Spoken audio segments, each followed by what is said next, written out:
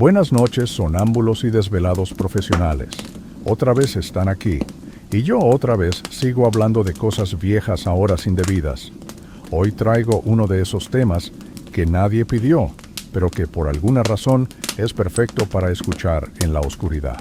Si quieren seguir escuchando historias innecesariamente detalladas a medianoche, pueden dejar un like y suscribirse. Así este canal no se queda solo en la noche y ustedes no se quedan sin historias.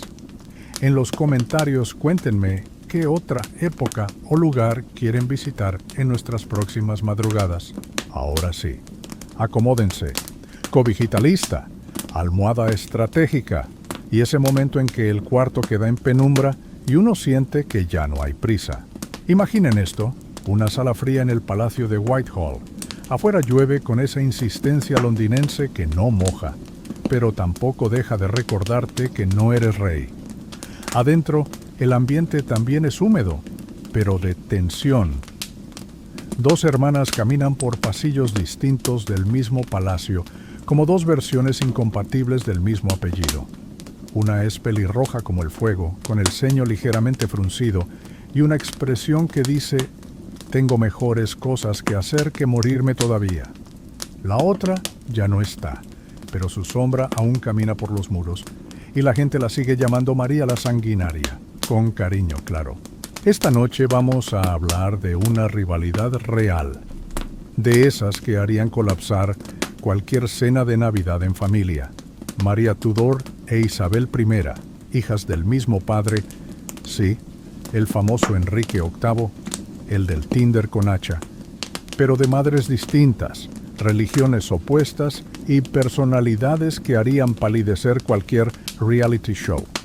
Lo suyo no era un simple desacuerdo de hermanas, era más bien una guerra fría con toques de hoguera.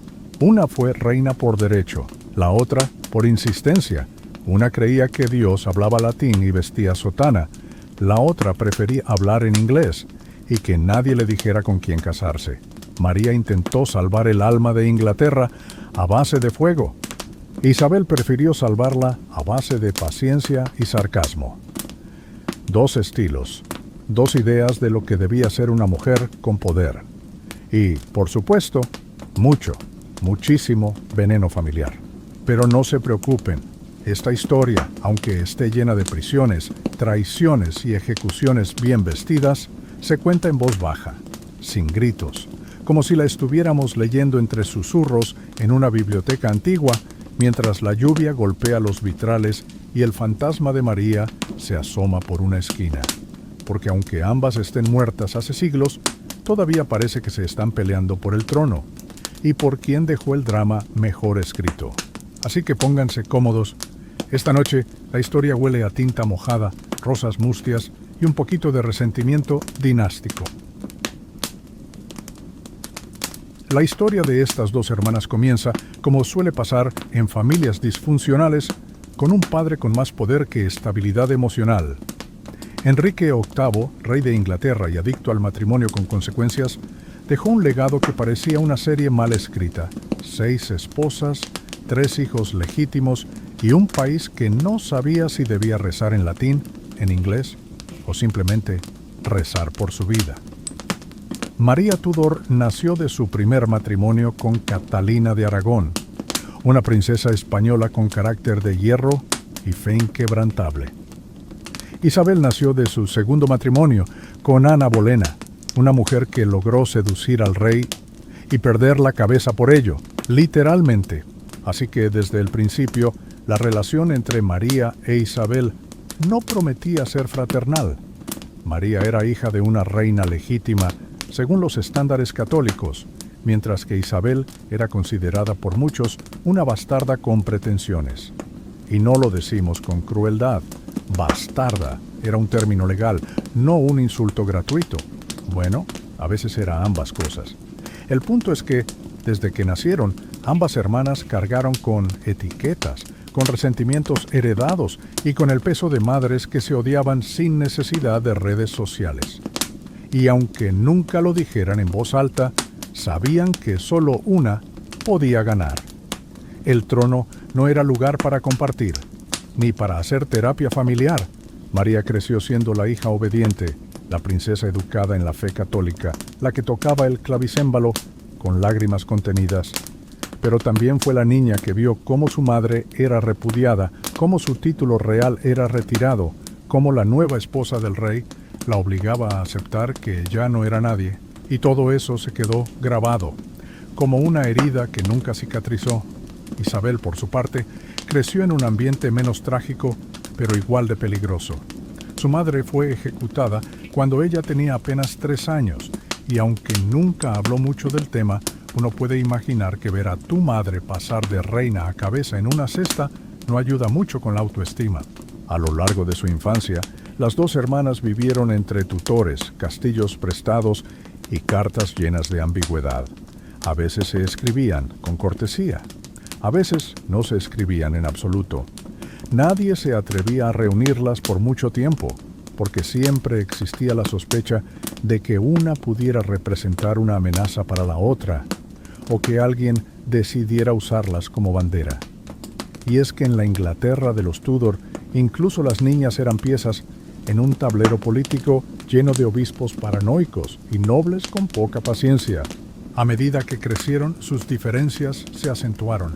María se aferró a la religión con una intensidad que rayaba en lo místico. Isabel, en cambio, desarrolló un pragmatismo precoz.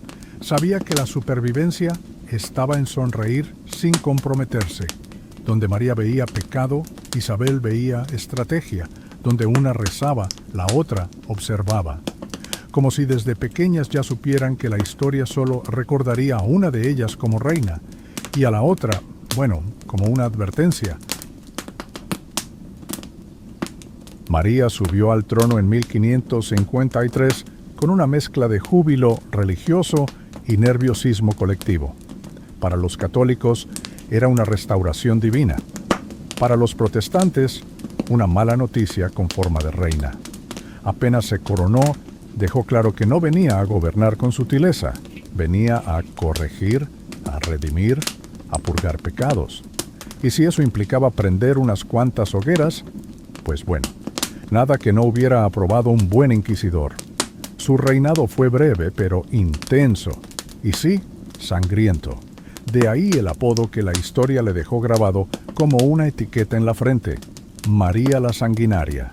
Aunque en su defensa, si es que alguien quiere intentarlo, no hizo nada que otros reyes no hubieran hecho, solo que ella lo hizo siendo mujer, católica y sin pedir disculpas.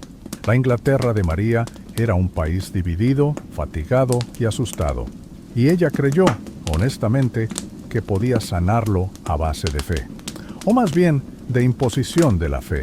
Restauró la misa en latín, devolvió propiedades a la iglesia y empezó a ver la reforma protestante como una enfermedad que había que extirpar con fuego, literalmente. Más de 280 personas murieron quemadas por herejía bajo su mandato. No nobles importantes, no reyes enemigos, personas comunes, pastores, impresores, incluso alguna que otra mujer que se atrevió a tener una Biblia en casa. No eran sacrificios estratégicos, eran mensajes. Y el mensaje era claro, aquí manda Roma. Y la reina, en medio de este clima de paranoia teológica, Isabel era como un error que nadie sabía cómo corregir. Era la hermana protestante, la hija de la hereje Ana Bolena, la que respiraba demasiado tranquila para el gusto de los obispos. María la toleraba, a ratos. La tenía vigilada, invitada a corte con sonrisas heladas y luego exiliada por precaución, porque por mucho que intentara mantener las apariencias, la verdad era que la sola existencia de Isabel ya era una amenaza para su autoridad y para su alma, si nos guiamos por las cartas que intercambiaban. Todo se complicó aún más cuando María decidió casarse con Felipe II de España. El plan era formar una alianza católica irrompible, engendrar un heredero y eliminar de una vez por todas la necesidad de Isabel. Pero el matrimonio fue, digamos, poco exitoso. Felipe era más frío que un pez escandinavo y tan carismático como una piedra mojada. Vino, consumó lo justo. y volvió a España sin intención de quedarse a escuchar misas repetidas. Y lo peor, no hubo hijos. La reina empezó a deteriorarse física y emocionalmente. Mientras tanto, Isabel, que no movía un dedo sin propósito, se mantenía lo suficientemente cerca para no ser olvidada y lo suficientemente lejos para no ser culpada. Hubo intentos de implicarla en conspiraciones, en complots, en casi cualquier cosa que pudiera justificar su encierro permanente. Pero Isabel tenía un talento muy particular: saber cuándo callar, cuándo escribir cartas ambiguas y cuándo parecer más inocente que una novicia en su primer día. Incluso cuando la encerraron en la Torre de Londres, sí, esa torre, supo jugar su papel. No se defendió con furia, lo hizo con lágrimas, discursos vagos y un aire de mártir resignada. Y funcionó, porque en política a veces sobrevive quien menos ruido hace y más miedo inspira en silencio. María, cada vez más enferma, miraba cómo se le escapaba el tiempo, la salud, el reino y el trono. Isabel seguía ahí, como una sombra que no se disipaba. Y aunque nunca lo dijo abiertamente, uno puede imaginar la frustración de ver cómo la hermana, que consideraba una amenaza constante, era también paradójicamente su única heredera viable. La ironía, tan cruel como inglesa, era que María no podía escapar de Isabel, y cuanto más intentaba borrarla, más inevitable se volvía. Cuando Isabel finalmente tomó el trono en 1558, no hubo fuegos artificiales ni bailes interminables. Hubo algo más sutil, un suspiro colectivo de alivio, mezclado con una profunda incertidumbre. Porque si bien muchos estaban felices de que la reina anterior ya no estuviera quemando gente en plazas públicas, también sabían que la nueva monarca era una incógnita. Protestante sí, pero no del todo militante. Astuta sí, pero no predecible. Y, sobre todo, mujer. Otra vez. En un mundo en el que muchos hombres seguían esperando que el trono regresara a su supuesto dueño natural, ellos mismos. Isabel asumió el poder con una frase que no parecía gran cosa, pero que escondía siglos de resignación calculada. No haré ventanas al alma de los hombres. Traducción libre. No pienso meterme en lo que la gente cree, mientras no me lo restrieguen en la cara. Fue una postura religiosa tan ambigua como eficaz. A diferencia de su hermana, Isabel no quería purgar, quería estabilizar. El país estaba agotado de ir y venir entre doctrinas, y ella lo sabía. Así que estableció una versión suave del protestantismo, algo así como un cristianismo con acento inglés y menos riesgo de combustión espontánea. No contentó a todos, pero tampoco provocó rebeliones inmediatas, lo cual en esos tiempos ya era ganar. Pero si alguien pensó que el reinado de Isabel iba a ser tranquilo, claramente no conocía su talento para el drama contenido, porque lo suyo no era el escándalo directo, sino el teatro lento. Gobernó como una directora de escena obsesionada con los detalles. Cada gesto, cada palabra, cada retrato, cada rumor, todo estaba milimétricamente controlado. Mantuvo la imagen de la reina virgen, no por pudor, sino por conveniencia. Mientras no tuviera marido, no habría rey que la opacara. Mientras no tuviera hijos, no habría herederos que la debilitaran. Era una forma de poder absoluto disfrazado de modestia monástica. Y lo mejor, funcionaba. El recuerdo de María, sin embargo, no desapareció. Seguía presente en los murmullos de los más conservadores, en los sermones disimulados, en los gestos de nostalgia de los católicos que aún pensaban que el trono había sido usurpado. Isabel lo sabía. Por eso, aunque rara vez hablaba mal de su hermana en público, se encargó de desmantelar su legado con elegancia quirúrgica. Reescribió el relato. María ya no era la salvadora del catolicismo, sino la reina del miedo. Isabel no lo dijo, pero dejó que otros lo dijeran por ella. También se encargó de pulir su propia imagen como el reverso perfecto de su hermana. Donde María era devoción y luto, Isabel era inteligencia y control. Donde una encendía hogueras, La otra organizaba discursos. Donde una sufría, la otra actuaba. Pero no con frialdad, sino con una sensibilidad exacta, diseñada para provocar respeto, no compasión. Sabía cuándo mostrarse vulnerable, cuándo imponer silencio, cuándo reír en público para que todos pensaran que tenía el control, incluso cuando todo estaba en llamas. Isabel no gobernaba como un hombre, tampoco como una mujer tradicional. Gobernaba como alguien que había pasado años estudiando lo que no se debía hacer y había tomado nota. En muchos sentidos, el reinado de Isabel fue una larga respuesta a todo lo que su hermana había representado. No con odio declarado, pero sí con una obstinación casi vengativa. Era como si cada decisión estuviera guiada por el deseo de demostrar que había otra manera de reinar, una forma menos devota, pero más duradera, menos pura, pero más efectiva. Mientras María quiso salvar almas, Isabel quiso salvar la estabilidad. Mientras una dejó mártires, la otra dejó reformas. Y mientras María murió sola, enferma y sin heredero, Isabel, también murió sola y sin heredero, pero en su caso fue una elección. A estas alturas, la rivalidad entre María e Isabel había dejado de ser un asunto privado. Se había convertido en una metáfora nacional. No eran solo dos hermanas peleando por una herencia incómoda. Eran dos versiones del alma inglesa enfrentadas como si la familia Tudor fuera una alegoría mal disimulada. La reina católica del dolor contra la reina protestante de la ambigüedad. Una lanzaba misas con incienso, la otra discursos con metáforas. Y aunque María ya llevaba años enterrada, Isabel todavía gobernaba como si su hermana estuviera observando, dispuesta a aparecerse cada vez que algo salía mal, como un mal hábito o un mal recuerdo. Isabel sobrevivió no solo a María, sino también a un desfile interminable de complots, conspiraciones y pretendientes que venían con más interés territorial que afectivo.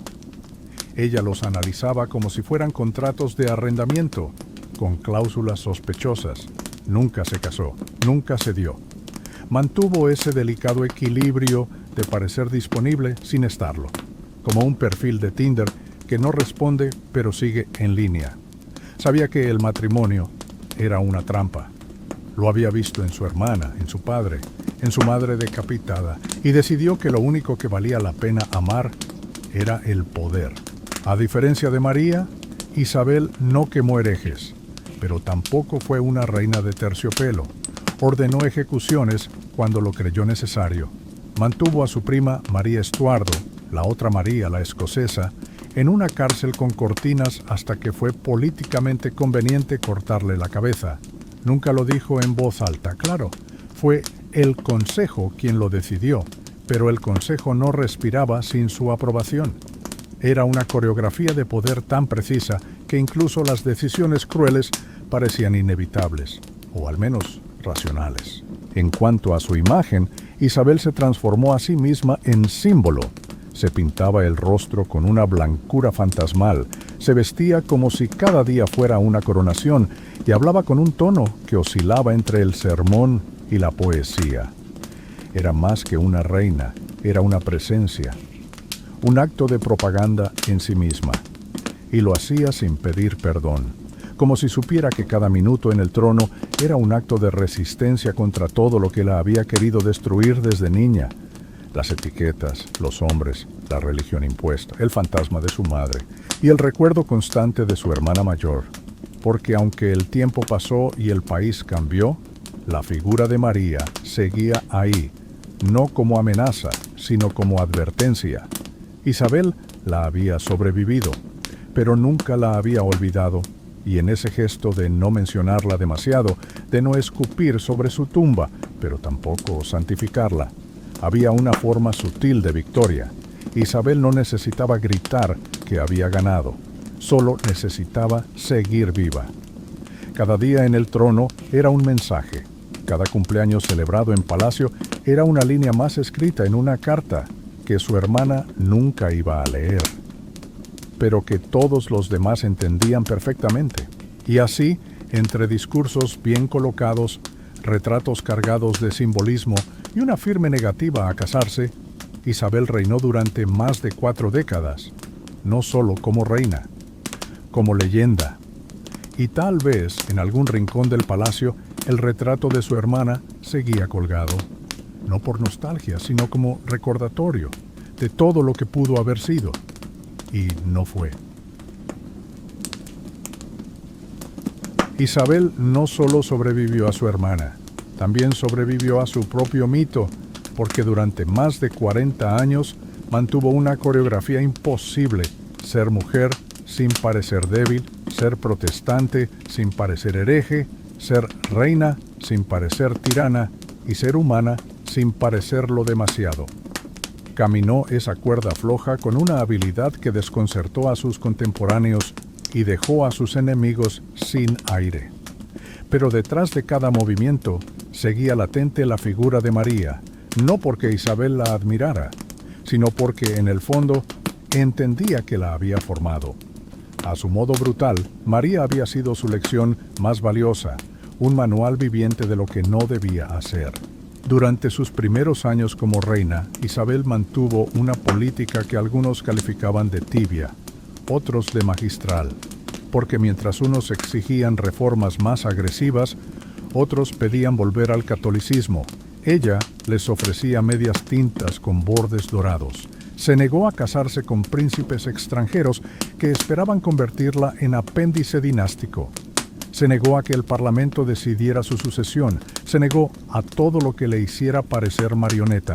Y cada vez que le preguntaban por qué no tomaba una decisión más firme, respondía con frases vagas, guiños enigmáticos o simplemente no respondía. Era como si hubiera aprendido de María que hablar demasiado podía llevarte directo a la hoguera, o peor, a un mal retrato. El contraste con su hermana seguía siendo una sombra útil. Cuando los católicos la criticaban, bastaba con mencionar que al menos no los estaba quemando vivos. Cuando los puritanos se quejaban, bastaba con recordar que podía ser peor. Una reina fanática con acceso a yesca y leña. Isabel no necesitaba borrar el pasado, solo dejarlo visible como advertencia. Y en ese gesto sutil construyó un legado. Mientras María intentó salvar Inglaterra destruyéndola desde la fe, Isabel prefirió mantenerla andando, aunque fuera a base de compromisos incómodos y decisiones aplazadas. Y lo más interesante es que su reinado, el tan celebrado siglo isabelino, no fue una época de paz permanente, ni de estabilidad mágica. Hubo amenazas constantes, pobreza, complots, espías, enfermedades, conflictos con España y hasta tormentas legendarias. Pero Isabel logró algo raro, que todo eso pareciera parte del guión, que incluso cuando todo se tambaleaba, su figura permaneciera intacta, como un faro maquillado con plomo blanco y peluca roja. La reina no se quebraba, la reina no envejecía, la reina no se explicaba, era simplemente la reina. Al final, Isabel construyó una monarquía sobre la imagen de sí misma como símbolo, un símbolo que respiraba historia, pero también sombra. Y tal vez por eso evitó siempre referirse demasiado a su hermana, no por desprecio, sino porque sabía que nombrarla era invocar heridas viejas. Las hermanas Tudor no reconciliaron sus diferencias, ni falta que hizo. Lo que hicieron fue marcar dos caminos y dejar claro, para siempre, que en Inglaterra no hay nada más peligroso que una mujer con corona y una cuenta pendiente. Y cuando todo acabó, cuando los discursos cesaron y la peluca de fuego se guardó en su cofre real, Isabel I murió sola, en un silencio denso, rodeada de tapices y recuerdos. No hubo lágrimas públicas exageradas ni altares improvisados como los que se hacen ahora para celebridades repentinas. Pero el país lo sintió, porque con ella se iba no solo una reina, sino una época completa. Una mujer que había logrado gobernar como si supiera que estaba interpretando un papel demasiado grande para cualquiera y que, sin embargo, le quedaba perfecto. Isabel no dejó herederos, ni marido, ni hijos, ni diario personal revelador. Solo dejó una imagen, la de una mujer que sobrevivió a todos, incluso a sí misma. Pero también, en algún rincón del trono vacío, quedó la sombra de una hermana, María, la sanguinaria, la fanática, la reina del fuego, la que creyó que con suficiente fe se podía quemar el miedo, la que no entendió que el poder no se impone con cruces, sino con silencios. O al menos, eso pensaba Isabel, mientras miraba cómo la historia le daba la razón con un aplauso lento. Y sin embargo, sería injusto y poco honesto olvidar que ambas fueron hijas del mismo desastre. Crecieron en la misma corte, con el mismo padre que trataba los matrimonios como cambios de fondo de pantalla, y con el mismo peso del apellido Tudor como cadena y como privilegio. Las dos fueron educadas en la inestabilidad, en la traición disfrazada de protocolo, en el amor condicionado. Y quizá por eso, aunque eligieron caminos distintos, ambas acabaron solas. Con poder, sí. Con historia, también. Pero sin nadie con quien compartir el peso real de haber sido mujeres en un mundo diseñado por hombres con espadas y sotanas.